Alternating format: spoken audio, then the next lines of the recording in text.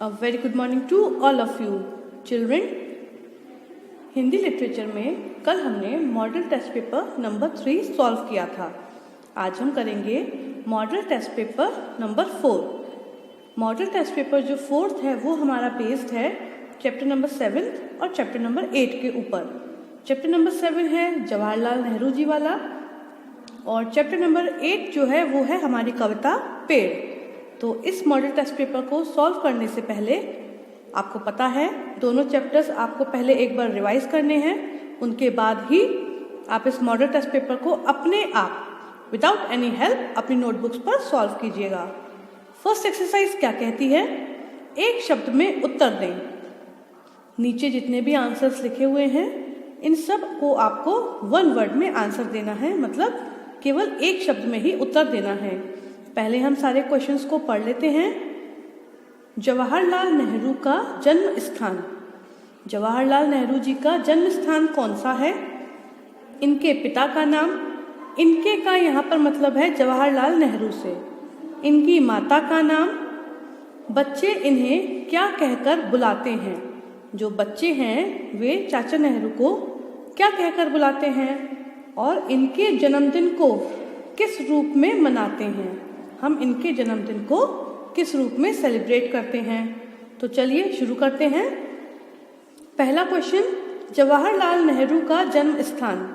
जवाहरलाल नेहरू जी का जन्म स्थान क्या है? उनका जन्म स्थान वैसे तो इलाहाबाद है, लेकिन अब इलाहाबाद का नाम बदलकर हो गया है प्रयागराज। क्या हो गया है? प्रयागराज। तो आप चाहे तो इलाहाबाद लिखें, चाहे प्रयागराज लिखें, या फिर इलाहाबाद और ब्रैकेट में प्रयागराज, तो दोनों ही तरीके से लिख सकते हैं। इनके पिता का नाम। इनके पिता का क्या नाम है? श्री मोतीलाल नेहरू। क्या नाम है इनके पिता का? श्री मोतीलाल नेहरू। इनकी माता का नाम। जवाहरलाल नेहरू जी की माता का क्या नाम है? श्रीमती स्वरूप रानी। क्या नाम था? श्रीमती स्वरूप रानी। बच्चे इन्हें क्या कहकर बुलाते हैं? जवाहरलाल नेहरू जी को बच्चे क्या कहकर बुलाते हैं? बच्चे बुलाते हैं इनको चाचा कहकर। क्या कहकर? चाचा। और इनके जन्मदिन को किस रूप में मनाते हैं? बताइए। पहले तो मुझको ये बताइए, जवाहरलाल नेहरू जी का जन्मदिन कब होता है? इनका जन्मदिन होता है 14 नवंबर को, राइट? तो 14 नवंबर को हम क्या सेलिब्रेट करते हैं? हम मनाते हैं बाल दिवस। क्या मनाते हैं? बाल दिवस। तो इनके जन्मदिन को हम किस रूप में मनाते हैं? बाल दिवस के रूप में मनाते हैं। सेकंड एक्सरसाइज क्या है? कविता की पंक्तियां पूरी करें। नीचे जो आपकी पोयम है पेड़, उसकी कुछ पंक्तियां लिखी हुई हैं जिसको आपको पूरा करना है। जहाँ कहीं पेड़, बरखा, धरती और पेड़, तो जो ब्लैंक्स हैं उन ब्लैंक में आपको कविता के जो शब्द हैं वो लिखने हैं। तो कविता याद होनी चाहिए इसके लिए, करेक्ट? तो चलिए फिल करते हैं। जहाँ कहीं। जहाँ कहीं उग जाते पेड़। क्या है फर्स्ट लाइन? जहाँ कहीं उग जाते पेड़, सबको हवा लुटाते पेड़। सेकेंड लाइन क्या है? सबको हवा लुटाते पेड़, बरखा से बादल को छीन।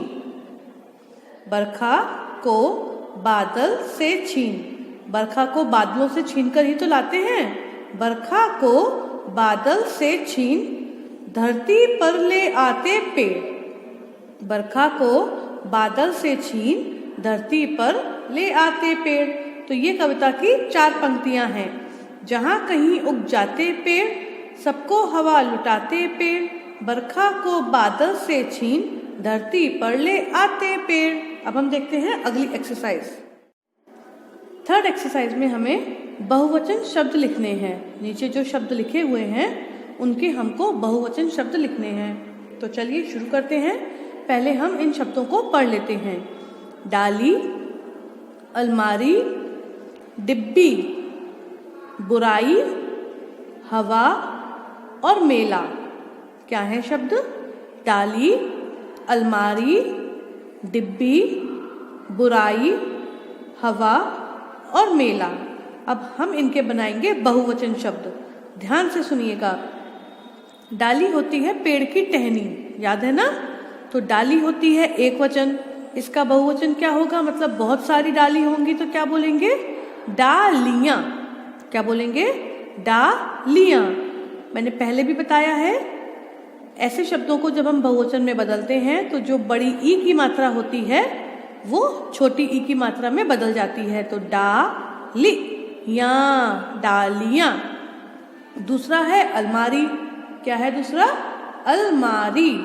इसमें भी वही वाली बात है, अलमारियां, अलमारियां, अलमारियां। अगला है डिब्बी। डिब्बी एक होती है और कई सारी डिब्बी हो तो डिब्बियां।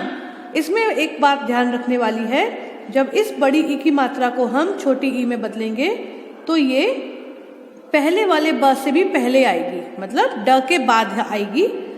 इन दोनों ब के बीच में नहीं आएगी, ड के बाद आएगी।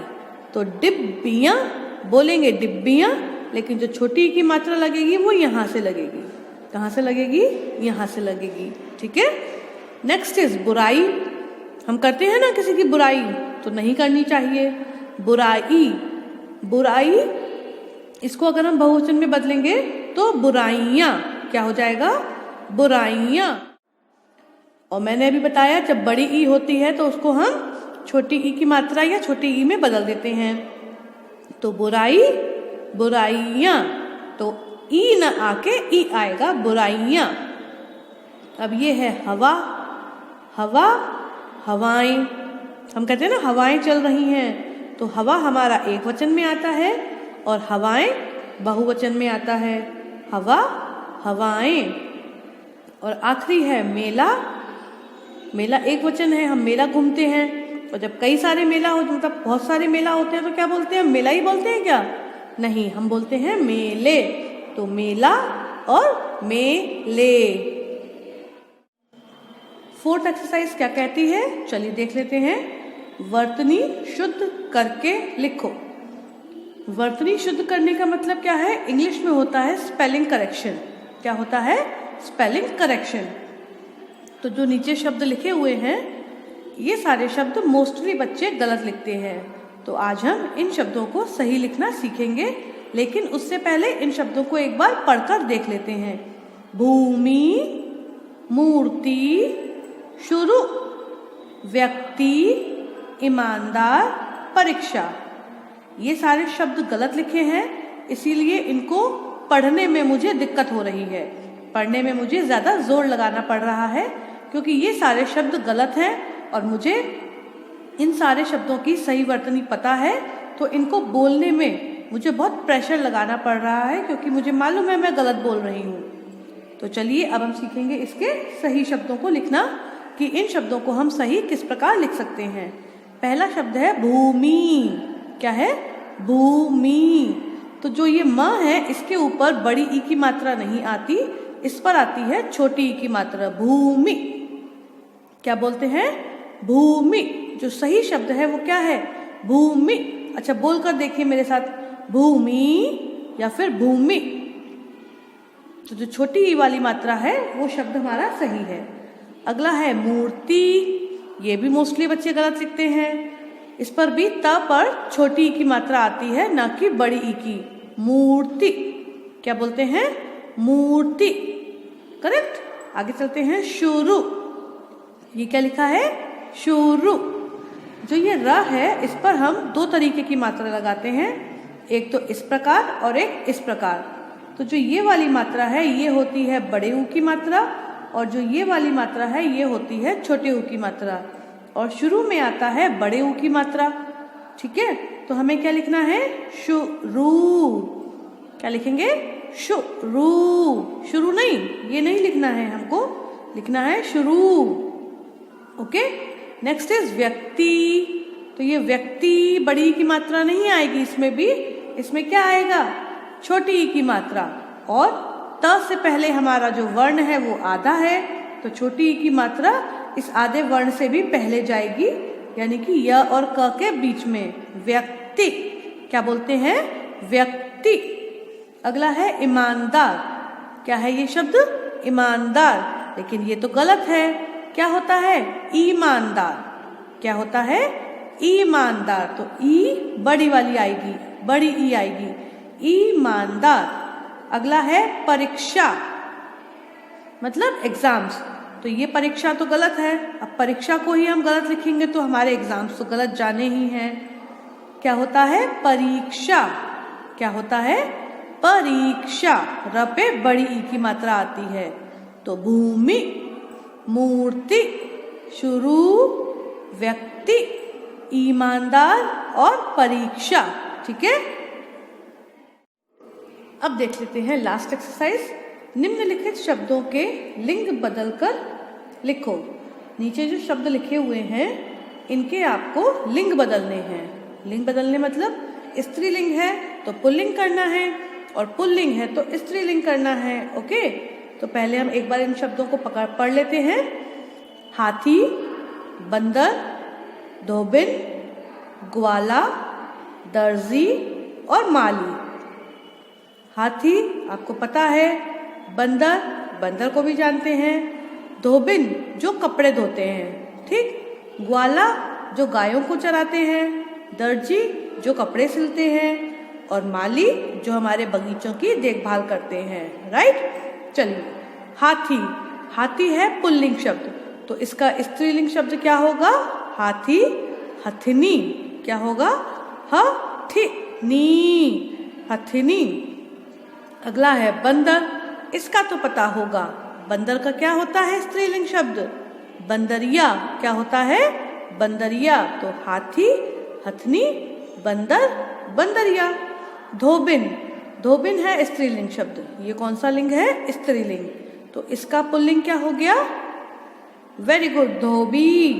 धोबिन, धोबी। ग्वाला, ग्वाला का ये कौन सा लिंग है? पहले ये बताइए। ये है पुल्लिंग। कौन सा लिंग है? पुल्लिंग। तो ग्वाला, ग्वालिन। क्या हो जाएगा स्त्रीलिंग शब्द? ग्वाला, ग्वालिन। दर्जी जो कपड़े सिलता है, मैंने अभी बताया आपको, तो दर्जी, दर्जिन। क्या हो जाएगा शब्द हमारा स्त्रीलिंग? दर्जी, दर्जिन। और लास्ट है माली। तो माली का क्या हो जाएगा? जैसे ग्वाला का हुआ, दर्जी का हुआ, उसी प्रकार माली का मालिन। तो हाथी, हथनी, बंदर, बंदरिया, धोबिन, धोबी, ग्वाला, ग्वालिन, दर्जी, दर्जिन और माली, मालिन। तो ये 5 एक्सरसाइजेस आपको अपनी नोटबुक पर नोट डाउन करनी है, लेकिन कोशिश कीजिएगा बिना किसी हेल्प से। वीडियो को समझ लीजिएगा एक बार और फिर उसको अपने आप ही करने की कोशिश कीजिएगा। ठीक है। Good bye.